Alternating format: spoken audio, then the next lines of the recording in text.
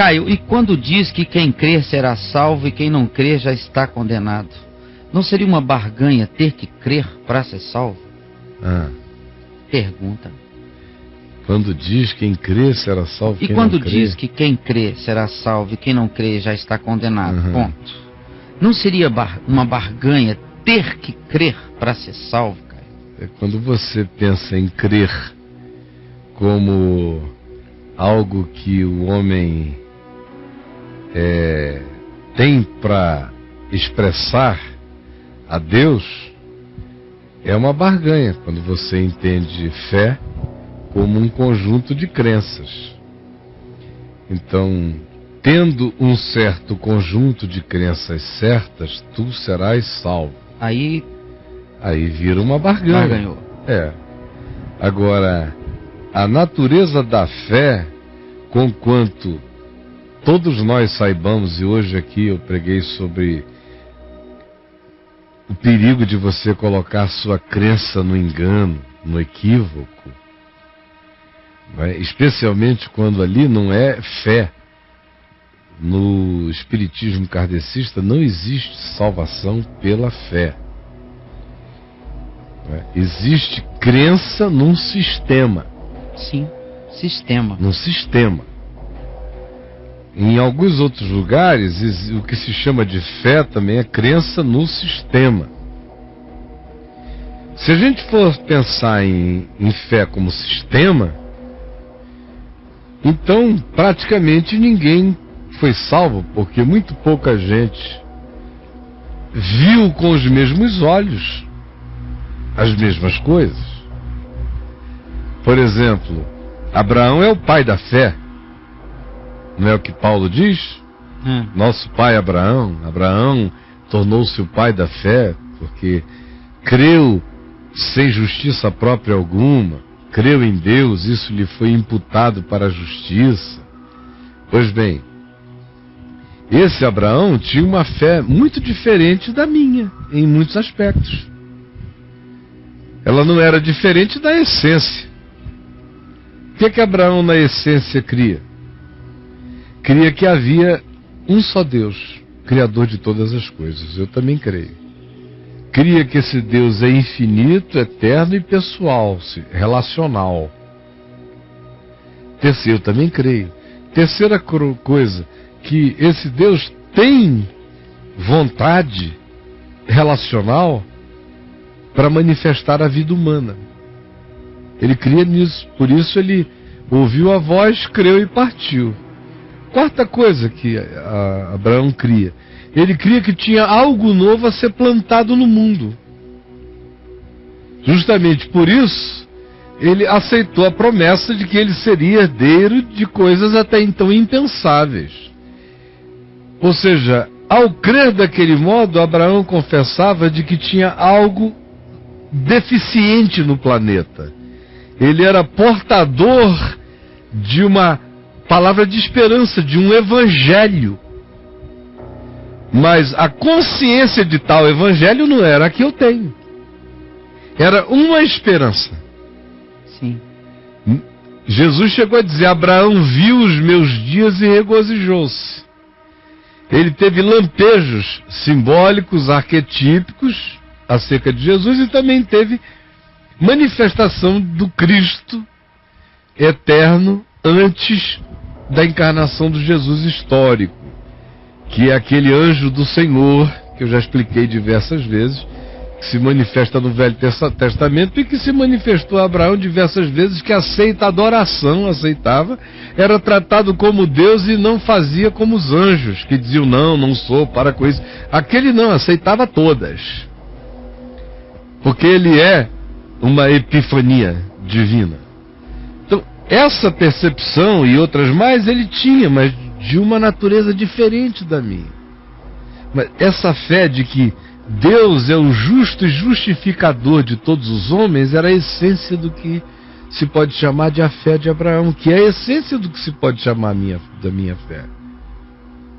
Esse crer em Deus, portanto, não chega nunca como uma barganha, porque simplesmente o indivíduo aceita que está feito. Ele não crê para que seja feito. Ele aceita que está feito.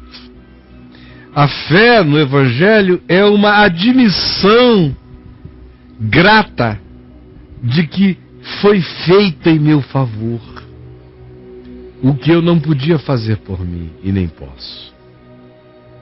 Essa não tem como ser barganha, porque ela foi feita antes de haver mundo. Ela foi feita unilateralmente. E a determinação é que se eu creio, eu sou salvo. Se eu não creio, eu sou condenado. Em que condições é que isso acontece?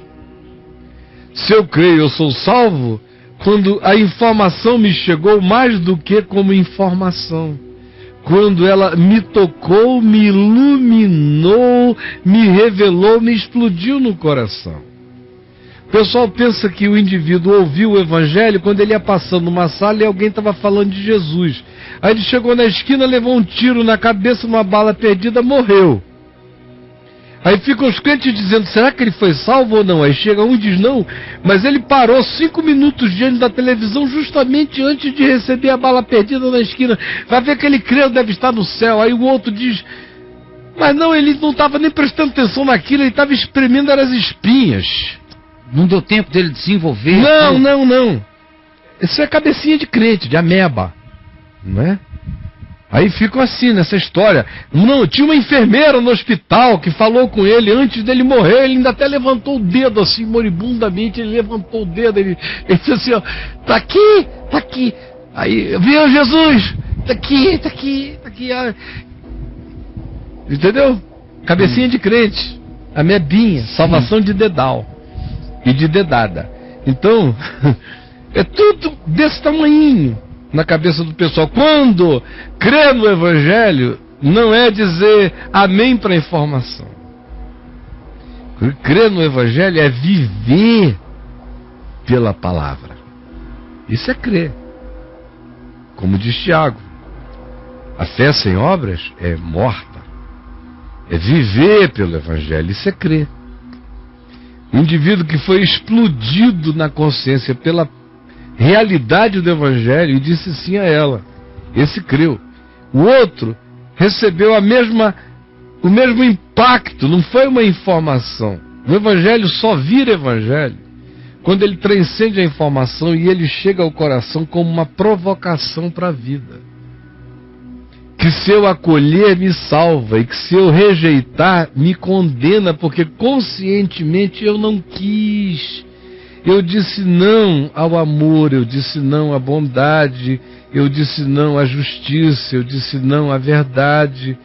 Porque o Evangelho é amor, verdade, justiça, perdão, bondade, graça, misericórdia, mesmo quando o indivíduo não ouviu falar ainda do nome de Jesus. Aonde quer que tenha chegado para ele, no coração dele, a certeza de que a vida de Deus, a vida para ser vivida como humano no planeta, é uma vida marcada pelo amor, pela misericórdia, pela compaixão, pela justiça, pela fidelidade, pela bondade, pela longanimidade, pela sinceridade, pela solidariedade. Mesmo que o indivíduo não tenha ouvido falar do nome de Jesus, se ele creu nisso e ele vive por meio disso, é o Evangelho que ele pratica, é no Evangelho que ele crê. Agora, aquele que diz que crê no nome de Jesus e que é batizado em nome de Jesus e faz profissão de fé pública no nome de Jesus e que conhece a informação do Evangelho e vive contra ela e odeia e não perdoa, e não é compassivo, e não é benigno, e é invejoso, e é usurário, e é suvina, e é idólatra do seu próprio ventre, e é um ambicionador idólatra de dinheiro, e não se solidariza, e é um desconfiado, e é um indivíduo invejoso e amargurado. Em que esse indivíduo creu? Que evangelho entrou nele? O nome de Jesus significa o quê? Se é pronunciado por essa boca e não muda nada no coração, Por isso é que Paulo disse: com a tua boca tu confessares a Jesus como Senhor e no teu coração tu creres, tu serás salvo. Porque quando eu creio com o coração eu vivo. Não é possível que o coração creia e a vida não viva. É possível que a boca confesse e a viva não viva. Mas quando o coração crê, a vida vive o que o coração professa. É como estado diarreico, estado de paixão. Sim. Creu com o coração vive. Então isso é crer, e isso é não crer. Então o que ele chama de crer é diferente do que eu chamo crer e do que eu chamo não crer. O que ele chama crer é aquele cara, né? Ele está naquela, ele levantou a mão, botou o dedinho, estava em estado de coma, mas piscou para a enfermeira, disse assim, então tá salvo. Entendeu como é que é? Ele tá, eu estou numa outra, totalmente diferente. A do Evangelho é uma outra. Porque eu não posso ler o Evangelho com os códigos da Igreja Assembleia de Deus. Eu tenho que ler o Evangelho tendo Jesus como chave hermenêutica. Eu leio o Evangelho tendo Paulo como chave, como contribuidor interpretativo, Pedro, o todo da palavra e, sobretudo, a pedra de esquina, que é Jesus, que é a minha chave interpretativa, que abre todos os tesouros da sabedoria e do conhecimento do Evangelho. Como é que eu vejo Jesus tratando quem crê e quem não crê? O que é que Jesus chamou de crer e não crer na relação com os homens? Essa é a pergunta que ele tem que fazer. Porque aí ele acaba com o pressuposto dele, porque hoje ele está me perguntando baseado no pressuposto religioso que ele tem do significado de crer em Jesus e não crer em Jesus. Aí quem virou evangélico está salvo, quem não virou evangélico está perdido. Acabou. Agora, o que para Jesus significava isto? É só ele ver como é que Jesus tratou as pessoas. E o que Jesus, que é esse absoluto, disse de si em relação aos que não tinham nem ouvido acerca dele. Para aqueles para quem ele veio e não receberam, ele falou daqueles que não souberam dele, mas o acolheriam. E o acolhiam de um modo estranho, muito mais profundo do que os que sabiam dele, e o rejeitavam, explícita e esquisitamente, com medo de perder lugar, posições, poderes, importâncias, de ter que reescrever toda a sua Bíblia, toda a sua doutrina, todo o seu compêndio, porque Jesus acabava com o mundo deles, eles não queriam aceitar o mundo de Deus para eles. Então vamos matar. Era assim como é hoje. Então ele tem que me dizer, ele tem que saber que o que ele pensa sobre crer em Jesus e não crer em Jesus é provavelmente e com certeza tudo que Jesus não chamava de crer em mim e não crer em mim. E o público que ele chama do público de Jesus é provavelmente o público que Jesus denuncia no Evangelho. Enquanto diz, em verdade vos digo, a esses que ele chama de os que creem, que esse irmão chama de os que creem, não Jesus, diz a esses, em verdade eu vos digo que muitas meretrizes, putas mesmo, né? Vos precedem no reino dos céus. Vocês que são os filhos do reino, os que creem, vão ficar batendo nessa porta e não vão entrar. E esse pessoal já está dentro. Porque virão muitos do norte, do sul, do leste, do oeste, do oriente, de lugares impensáveis, e tomarão um lugar à mesa. Gente que nem tinha sabido da informação. Mas por quê? Não souberam da informação com o cartório dos 4 evangelhos, mas de algum modo creram que bem-aventurados são os humildes de espírito. Então deles é o reino dos céus. É simples assim. Creram que bem-aventurados são os mansos, porque eles herdam naturalmente as coisas pelas quais não brigam nos céus e na terra. bem-aventurados são os pacificadores. Não porque eles são evangélicos, é porque o cara disse, não, o projeto de felicidade da minha vida é fazer ponte entre as pessoas, é não permitir que a maldade cresça, nem que a mentira prevaleça. Esse é um filho de Deus. Aquele que tem fome e sede de justiça para o outro, para o próximo. Esse vai ser farto. Farto da graça, da justiça e da bondade de Deus na vida dele.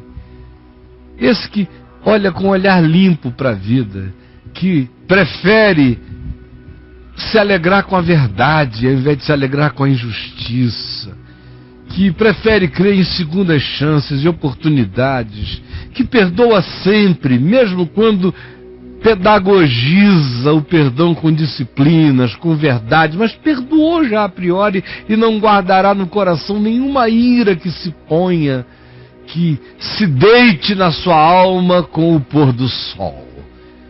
Esse que mantém o coração limpo de sentimentos perversos e o olhar e a interpretação, e que foge dos juízos finais, e que teme e treme ante as condenações, e que torce sempre para que a misericórdia prevaleça sobre o juízo, e para que o amor de Deus vença a ignorância e a estupidez humana. Esses que têm esse olhar limpo, veem a Deus e verão a Deus em qualquer lugar do mundo. Sempre viram, e sempre foi o Espírito Santo que produziu isso. Antes de Jesus se encarnar, depois de Jesus se encarnar, em qualquer lugar do universo, aonde quer que essa mutação aconteça, foi o Espírito Santo que gerou. Essa é uma outra coisa que crente não admite, é que o Espírito Santo sopra onde quer. Sem presença de crente, especialmente para não atrapalhar, ele sopra onde quer. Então todo indivíduo que chega e diz, eu quero ser sal da terra, eu quero dar gosto à vida, é de Deus. Que chega e diz, não, eu não estou aqui para trazer consolações mentirosas, mas para ser um espelho de toda a verdade que eu perceber, eu quero vivê-la, eu quero encarná-la, e eu sei que tudo quanto diz respeito à prática do amor, praticado com sinceridade, é verdade. Assim farei, esteja ele onde estiver. João diz, todo aquele que ama é nascido de Deus. Estranhamente, conhece a Deus, porque Deus é amor.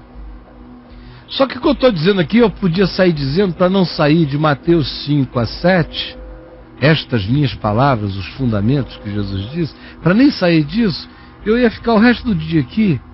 Isso aqui é tudo que importa. Tudo mais é comentário. Tudo que Paulo diz, enchei-vos de Cristo, ficai cheios do Espírito Santo, tudo isso é para o cara ficar assim. Não é uma outra revelação, não é a mesma. Ele só está dizendo para você, você que ouviu isso, que obteve a informação e não está usufruindo, saiba, isso só vai se tornar verdade se deixar de ser uma informação e virar uma formação no seu caráter. Isso vai ser equivalente a Cristo crescer em você. Só que agora, isso é um privilégio maior porque você conheceu a informação do Evangelho. Por exemplo, o meu avô viveu o Evangelho quase sem informação nenhuma do Evangelho.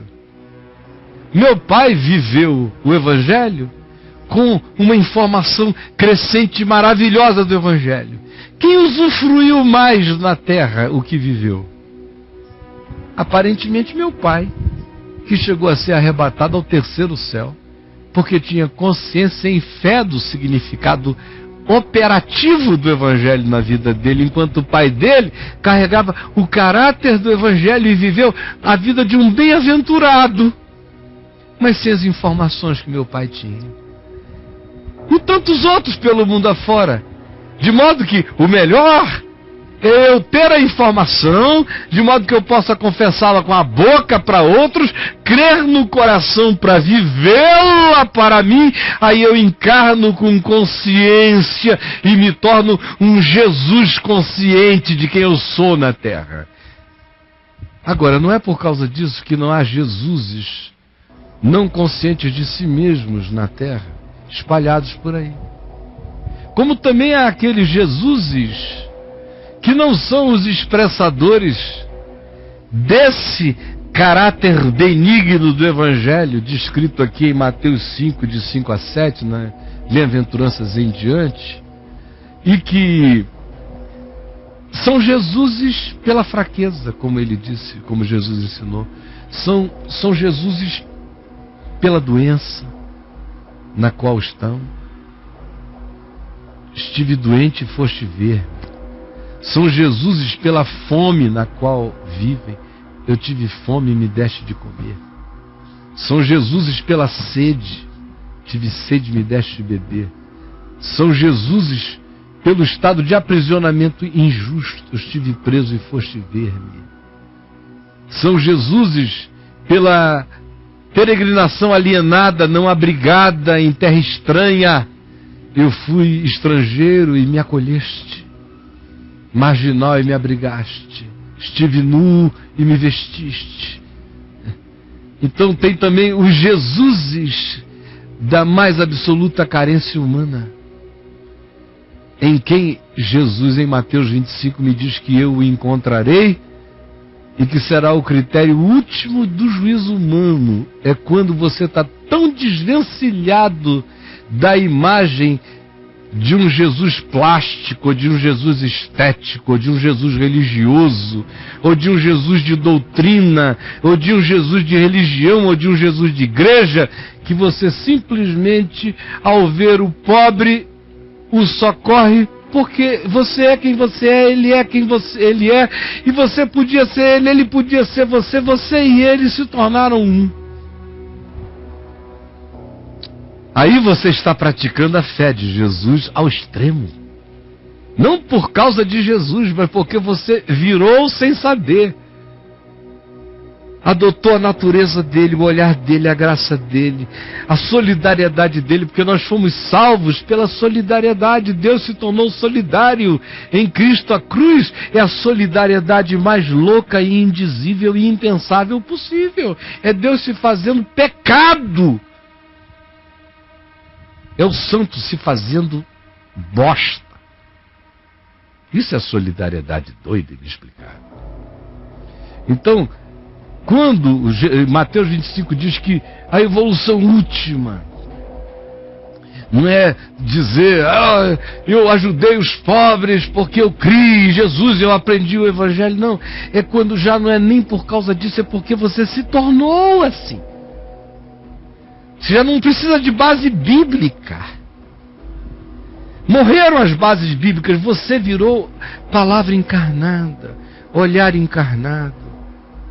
Você não vai fazer isso por causa do galardão, nem por causa do céu, nem porque é para dar exemplo de... Não tem outra alternativa. Isso para você é como respirar.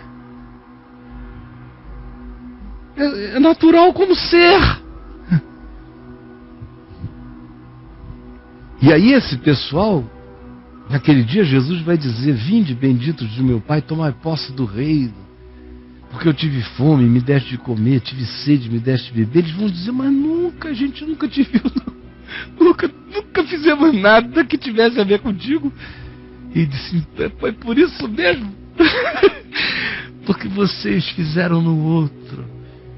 Mesmo sem saber, quem quer que faça isso pelo outro, a mim me faz. A mim me faz. Quem dá um copo d'água a um pequenino deu a mim, matou a sede de Deus. Esse é o critério útil. Isso aí deixa toda essa bobajada de quem levantou a mão, quem não levantou a mão, quem não sei o que, fica tudo num chinelo tão nojento. Então, respondendo lá ao amigo, né? E há milhares de outras pessoas além do amigo que carregam as mesmas questõezinhas definidas pela religião. A grande questão, portanto, não é o que você chama de quem crê e quem não crê. A questão é como é que Jesus definiu quem creu e quem não creu. Tão diferentemente de como você define, de como a religião define, de como a igreja define. Veja como ele tratou quem creu. Se o cara teve que ficar embaixo de de um teto para ser membro de alguma coisa. Não, teve gente até que ele disse, não vai, não fica aqui não, vai para lá. Como é que ele tratou o que ele chamou de os que creram? É um conceito totalmente diferente, é um modo totalmente diferente daquele que você adota, que a religião adota, que a igreja adota. Porque tanto você quanto a religião, a igreja não suportam Jesus.